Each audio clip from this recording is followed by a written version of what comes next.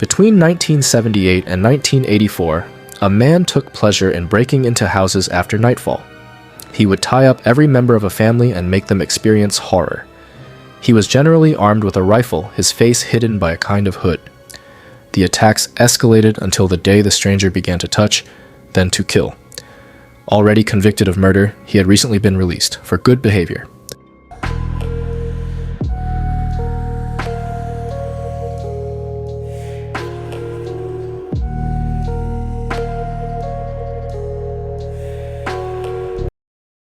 Our story takes place today in Bergerac, in the Dordogne, and begins in 1978. It was a time when, despite social tensions linked to the economic crisis and rising oil prices, the city itself still breathed tranquility. Bergerac, at the time, was a pleasant place to live. Life seemed to flow calmly, far from the tumult of large cities, and law enforcement had few interventions to manage. Neighborhood disputes, public intoxication, or traffic violations like driving without a seatbelt, because that is how things were back then. At the end of that year, however, a man lurked in the surrounding villages, spotting isolated families to put them through hell for hours before leaving at dawn. He acted armed with a rifle, tied up the inhabitants, and took pleasure in terrorizing them throughout the night. But perhaps I am getting ahead of myself. Let's go back. On Friday, December 1st, 1978, Commissioner Battesti was seated, as he was every Friday, at the La Flambe restaurant, with a lawyer, a municipal official, and the establishment's owner. After a long dinner, as they were about to play their traditional game of tarot, the commissioner was called urgently. Someone had called emergency services and announced with a trembling voice that an individual had held a family hostage at gunpoint before vanishing into the night. It was so surreal for the area that Battesti did not hesitate for a second to leave the game to join his men. He might finally be able to solve a major case. As we have seen, it was not every day that a hostage situation was reported to his service, so he wanted to go to the scene, even though it appeared no one was injured. The initial observations were surprising. Arriving at the Cazès residence, the family who had called for help, the strangeness of the scene immediately struck investigators. The family described a tall, thin man in his 30s, his face disfigured by a stalking who had held them captive in their own home for several hours. It was Jean-Pierre, the family's teenager, who recounted everything that happened, explaining that he was the first to come face to face with the kidnapper. Jean-Pierre, the 17-year-old son, was the first to return home on the evening of December 1st. He was returning from high school on his Solex. As he entered the garage, Jean-Pierre was surprised by a man he did not know. At first, he thought it was a bad joke played by his father or one of his friends, but what hung around the man's neck was very real. A sawed-off shotgun held by a string. The air became heavy. The atmosphere changed immediately when the man said, "Don't do anything stupid, kid. We're both going inside without any sudden movements. We're going to wait for your mom and dad." At that moment, Jean-Pierre finally understood it was not a joke. He apologized for laughing. Slightly offended under his head covering, the stranger tried to maintain his composure and pressured Jean-Pierre to enter the house. The two entered the house. Silence weighed heavily. Jean-Pierre obeyed, his hands trembling as he was ordered to close the shutters. Then he led the stranger to his bedroom, wondering how it would all end. The Cazés were a middle-class family. They might have had a little money hidden or some jewelry, but they were not wealthy enough to justify a kidnapping. Jean-Pierre did not understand. Once in the room, the stranger tied Jean-Pierre's hands firmly behind his back and placed tape over his eyes. The young man knew the masked man held the power that night, but for how long? Then the man questioned him. "How many people live here?" "3. "When do your parents get back?" "Soon. Normally they're already home when I get back from school." "Okay, don't move. I'm warning you." Impressed, Jean-Pierre obeyed. Despite his youth, he was not foolish. He was blindfolded and tied up. In that equation, one had a higher chance of dying than the other. He remained silent and hoped that when his parents returned, they would manage to overpower the intruder, or, at the very least, scare him into leaving. When Suzette and Francis Cazès finally returned, the tension exploded. Jean-Pierre's heart pounded. His cries echoed through the house when he heard the stranger confront his mother. "Mom, Dad, this isn't a joke. The man is armed. Do everything he says." Suzette was paralyzed with fear. Under the threat of the weapon and with a steady hand, the couple suffered the same fate as their son. After tying up the father, he tied up Suzette in front of her son and locked each family member in a different room. For 6 hours, the man behaved as if he were at home, moving from one room to another. He told improbable stories of prison escapes in a rusty Spanish accent. He spoke of a war, of Spain, and his desire to flee. The family listened, petrified, each word emphasizing the strangeness of the situation. Suddenly, he asked for car keys and mentioned he was waiting for accomplices. Given his behavior, everything seemed credible. Frozen with fear, Suzette, Francis, and Jean-Pierre heard the man gathering supplies, searching the fridge at his leisure. He even looked for bottles of alcohol to have a drink. This strange behavior did not stop there. He even checked on the Cazés to ask if they were all right. He even offered to share 2 glasses of port and brought a blanket to the patriarch, who complained of the cold. This attitude did not reassure the family, who were convinced they had encountered a mentally ill person who did not realize what he was doing. As the night progressed, the pressure rose when the intruder shared a concern. How would they free themselves once he was gone? "Do you want me to write a note so your neighbors can release you tomorrow morning?" The passage of time seemed like an eternity. Jean-Pierre, still blindfolded and tied, heard the front door open and then close. He then said, "Mom, I think he's gone." Suzette, fearing for her son, ordered him not to move, but Jean-Pierre stood up, moved as best he could toward his mother, turned his back to her, and they both began to undo their bonds. Once free, Jean-Pierre moved slowly through the house. Was it a trap? A test? Would the man shoot him if he saw him free? The teenager stepped softly on his tiptoes. He felt his heart beating through his chest and approached the front door. Still no one in sight, Jean-Pierre locked the door. The man was indeed gone, having left the premises on foot. He took with him a watch, a gold chain, a luxury lighter, and 500 francs in cash. That was all. The Cazés were in shock. Tension remained palpable even after the intruder's departure. Anxiety persisted. Once free, they called the police station to report their captivity. Unfortunately, the description of the individual provided by the family did not offer enough evidence for the investigation. It was too vague, and the few clues found were not very useful. Spanish or Portuguese residents of the city and a few marginalized people were questioned in vain. The entire neighborhood was in turmoil. What was the intruder doing in that house? Why did he stay so long? Why such a performance? Did he have accomplices? What exactly did he want? Many questions remain unanswered, but we will eventually answer them. We will maintain a little suspense while you have time to fall asleep or finish what you are doing. It was only after a few months of investigation that investigators reached their verdict. The assault must have been committed by a drifter, perhaps a foreigner due to his Spanish accent. Since no other similar incidents had been reported in the sector since, the case was left there. However, deep down, Commissioner Battesti felt this was not the end of the story. For 2 years, the city of Bergerac regained a semblance of tranquility. Tarot cards were played again at La Flambe. The episode of the Cazé family's captivity gradually faded from memory, except for theirs, of course. This first investigation was quickly closed for a reason you may already know. No one died. In France, when no one dies, massive resources are not deployed. Therefore, the file was quickly closed, and everyone hoped it would not happen again. Of course, it was going to happen again, and it would become increasingly violent. On November 28, 1980, nearly 2 years after the attack on the Cazé family, the stranger struck again. This time, it was at the Labro family's home. The horror escalated. At nightfall, Mrs. Labro returned to her home in the suburbs of Bergerac, unaware that horror awaited her on the other side of the door. As soon as she crossed the threshold of her garage, she found herself face to face with a masked man, weapon in hand. He violently threw his hand over her face to stifle her screams. Under the pressure of his fingers, her lips split. Silence was imposed abruptly. Her son then returned from school. The stranger ordered the mother to gag her own child. Terror overwhelmed her. Fearing he would hurt him, she obeyed. All that remained was to wait for the return of Max Leroy, the father.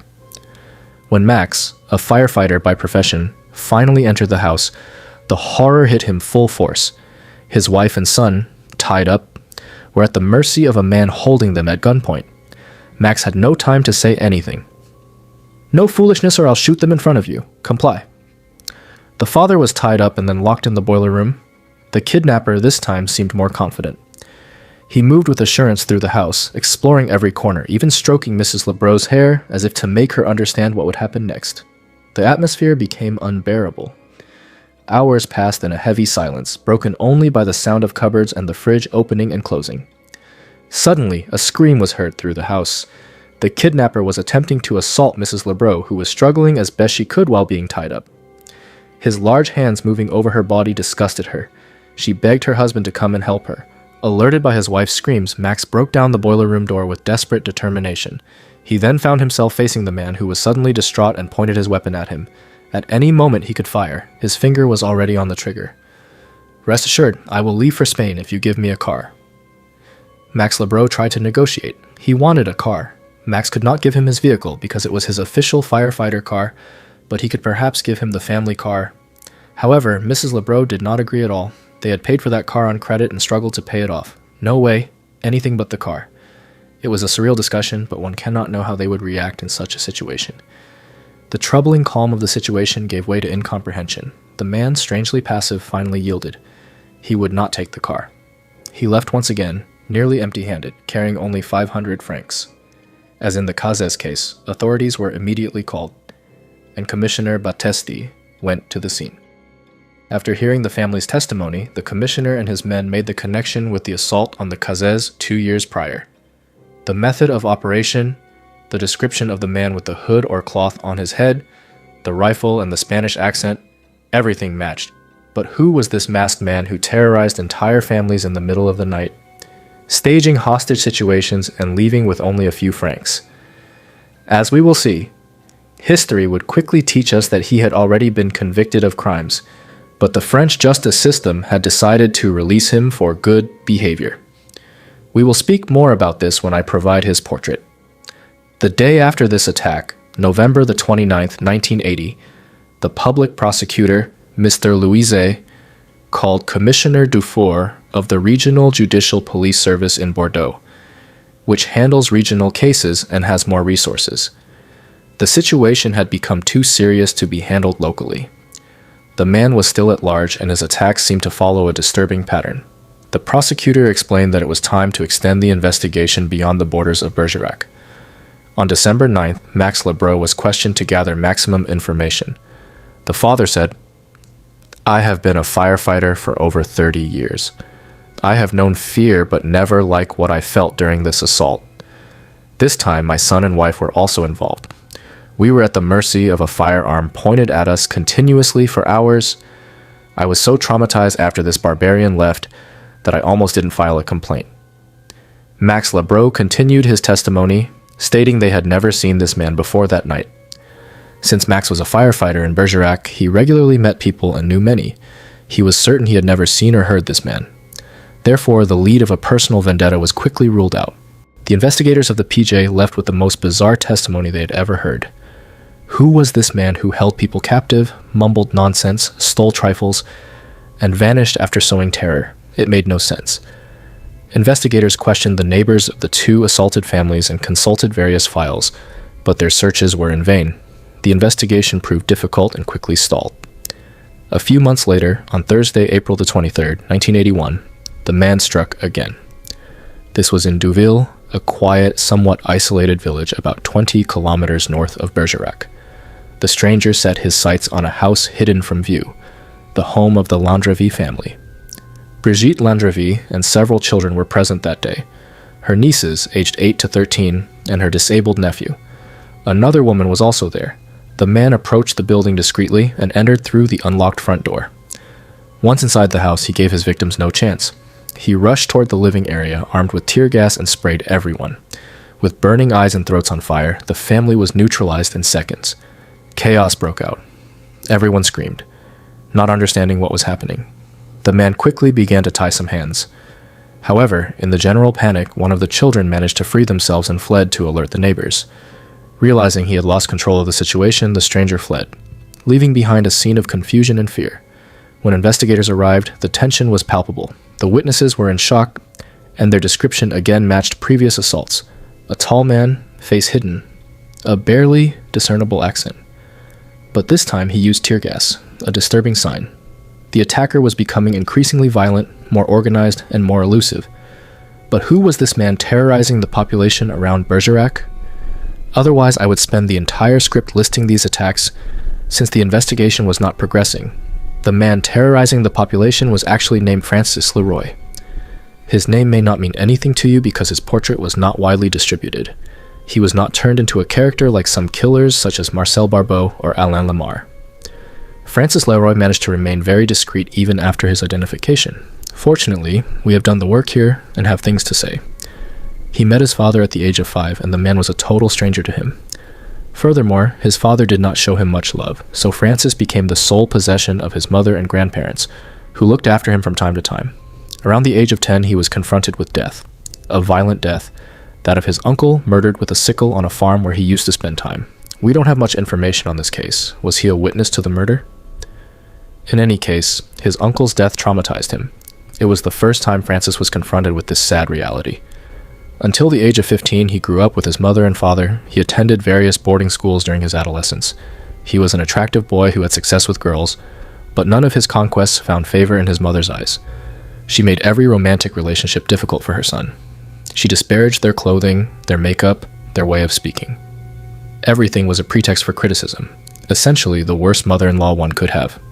He pursued mediocre studies in Périgueux and finally chose a specialty in agriculture. This would later allow him to take over the family farm in Bordeaux, as the Leroy lived off the land. He attended the agricultural school of La Couronne, near Angoulême, and finally the regional agricultural school of Saintes. He then finished his schooling like everyone else, escorted by 2 police officers for murder and rape. You heard correctly. At the age of 21, Francis Leroy began to kill for the very first time. The case took place on June 29, 1961, a night of the full moon. For several days, he had been watching Christiane, a young woman who lived with her husband, a rugby player who was due to leave for training that evening. Francis was not completely foolish. He was a 21-year-old weakling. He therefore waited for the husband to leave the home. Upon his departure, as he would do 15 years later, Francis broke into the house. But everything happened very quickly. It was chaotic. The young woman began to scream. Francis panicked. He threw himself on Christiane, struck her, assaulted her, and tightened his hands around her neck to silence her. It was all very fast. At only 21, Francis had not really planned for the situation to degenerate so much, but he surprised himself. He took pleasure in committing this murder. He liked answering the impulse that came to him. So, he decided to take it further. He placed Christiane on his shoulders and went to a meadow near the home. He left the young woman there. Christiane would be found the next day by a walker, her body unclothed. Dr. Jean Porcelet, the medical examiner at the time, indicated in his report that Christiane had significant scratch marks on her chest. The man appeared to be left-handed and missing a piece of his little finger, the pinky. But at the time, with science not yet at today's level, nothing else was truly noted. Initially, Francis was not a suspect. It would take another offense 6 months later for him to be identified. 6 months after Christiane's murder, another young woman received a visit from Francis in the early morning, just after her husband had left. The young man wanted money. The woman showed him where she hid her savings and began to scream, ordering him to get out. Panicked by this abrupt change in tone, Francis did not even try to silence her and fled. In his flight, Francis dropped some confetti. This was the 1960s. Investigations were old-fashioned. The local police learned there had been a dance nearby at the agricultural school. They went to the school, searched the lockers of all the students, and found confetti in Francis Leroy's locker that matched those found in the woman's room. They went to get Francis from his classroom and observed that, as the medical examiner had indicated on Christiane's body 6 months earlier, he appeared to be missing a piece of his little finger. That is how Francis Leroy was arrested, because he had kept confetti in his pockets. It was not clever. Francis Leroy was taken into custody. He was asked if he was the killer and if he was the one who went to the young woman's house to steal money before fleeing. Initially, the 21-year-old claimed total innocence. At the same time, he was seen by an expert who detected a genital anomaly. Francis was missing a testicle, which could interfere with the sexual act. The expert believed that Francis had wanted to assault Christiane, but failed, or that the young woman noticed his anomaly and mocked him, which drove him into a rage, leading to the strangulation. Psychiatrists, for their part, explained that Francis was not insane and was fully responsible for his actions. Meanwhile, the investigation progressed. The police managed to prove that on the night of the murder and the night of the assault on the survivor, Francis had climbed over the wall and left the boarding school. Under pressure, Francis Leroy finally broke. Yes, he was the killer. Yes, he had been overcome by uncontrollable impulses. He did not know what was happening in his head, but recently, when the full moon came, he craved women and went on the hunt. His mother, during his first trial, supported her son wholeheartedly, saying he was totally innocent and had only confessed under pressure. She claimed he would never have harmed a woman. Condemned to 20 years in prison, Francis Leroy was finally released for good behavior in 1973 at the age of 33, after spending less than 15 years in prison for murder. In prison, he was a pleasant guy who always said hello and kept his cell tidy, so he was given a second chance. After his release, he looked after the farm with his father. He was in charge of horse rides, organized to develop the farm's activity as an equestrian instructor. He also aimed to manage the promotion of the Green Perigord, an association organizing various events for local artisans, an activity where he met other farmers his age. But between these occupations, Francis had another passion. At night, he went wandering. Only he knew what he actually did. But one can easily assume he was observing women in the area. Did he restrain himself as long as possible? Did he think back to the pleasure he felt seeing the fear in Christiane's eyes 12 years earlier? In any case, as we saw in December 1978, Francis could no longer hold back. 5 years after his release, he developed a sordid operating method, breaking into homes on full moon nights and taking families hostage for hours.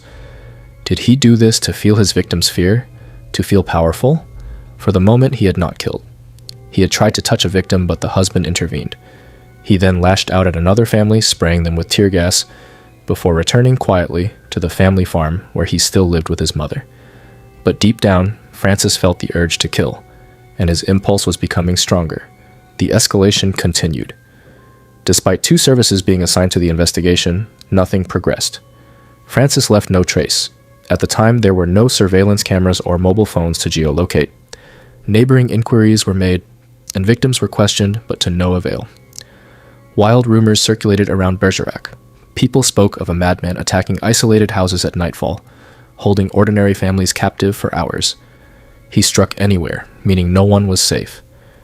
While investigators were drawing up a potential profile of the individual, on Saturday, September 20th, 1981, Francis Leroy was seized by an impulse.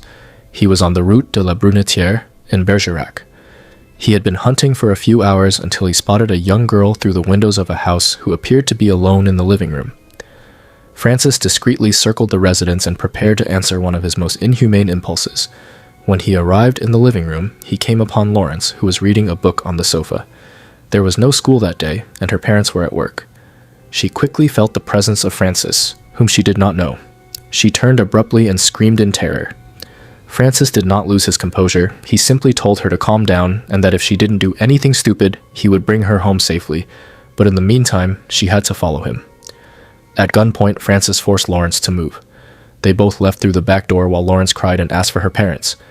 But Francis had no qualms. He just wanted to satisfy his impulse. He took Lawrence into the forest, where he had parked his vehicle near the girl's home.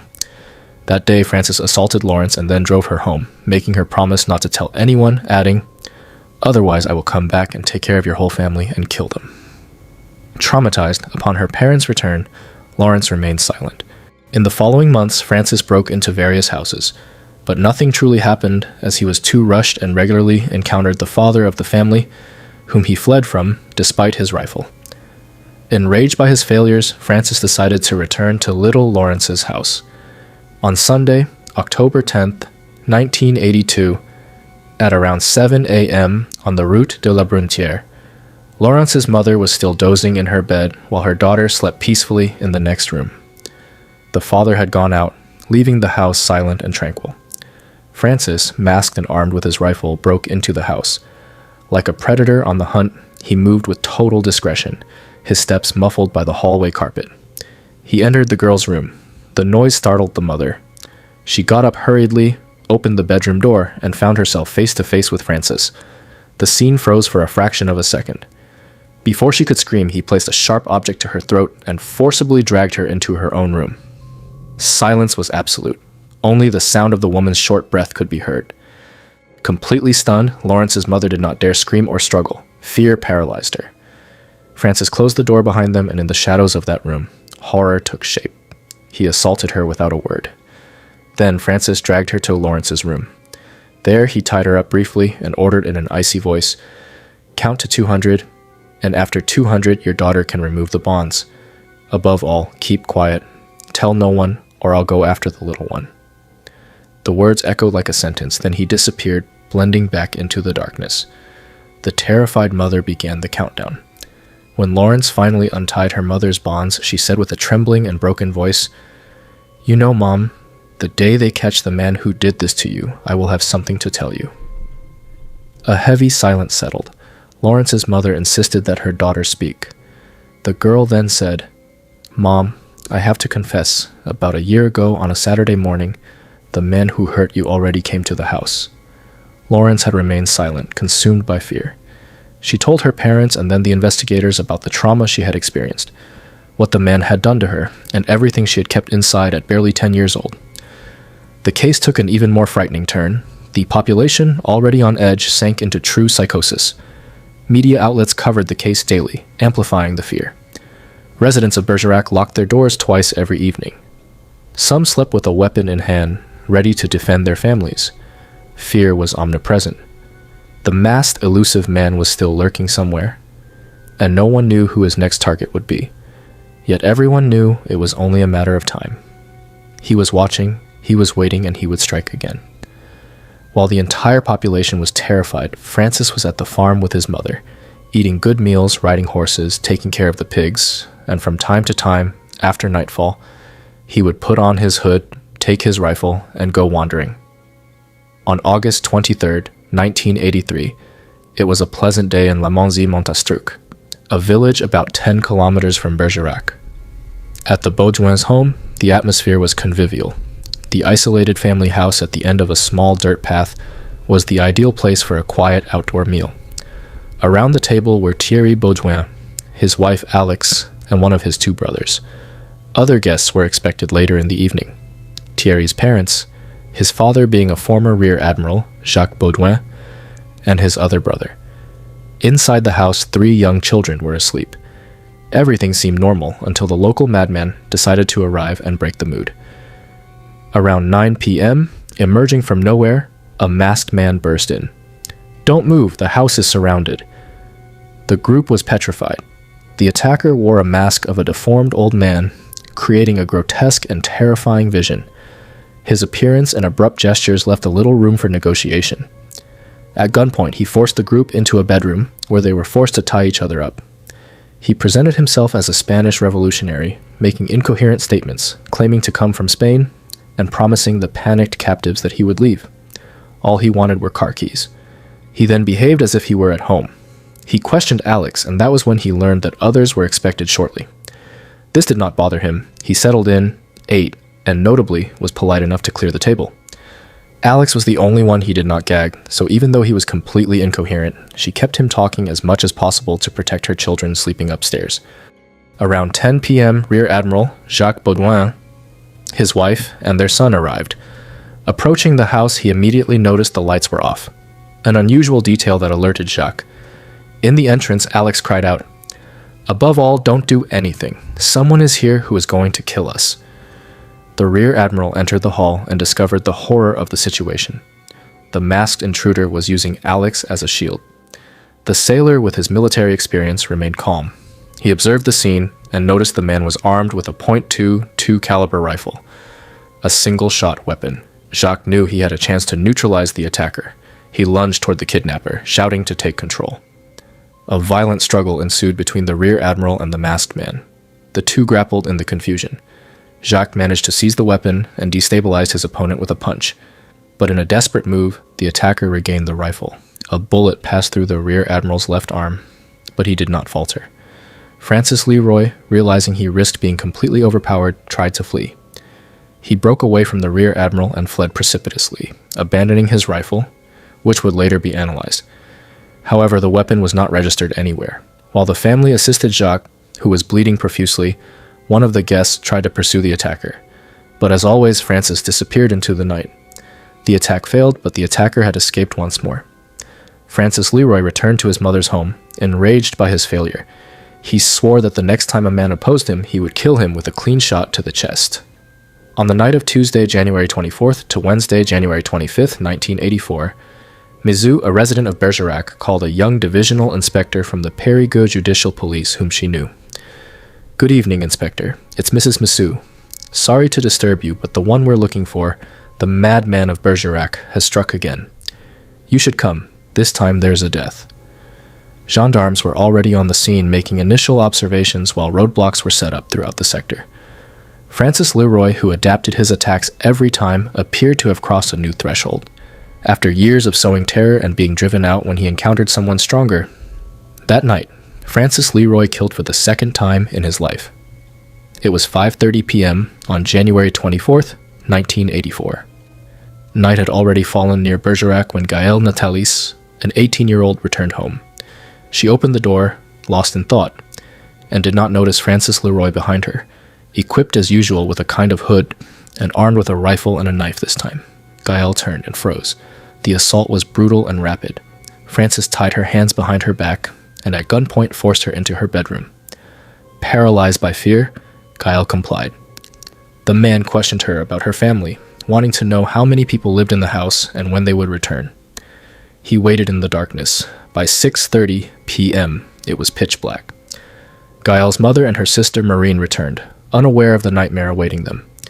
As soon as they crossed the door, they suffered the same fate. The predator immobilized them quickly, forcing them to tie their own mother's hands and feet before locking her in a room. Around 7 p.m., Gaëlle and Marine's brother Jérôme returned. He was also tied with adhesive tape and held captive. The entire house was in chaos, and the intruder was now master of the premises.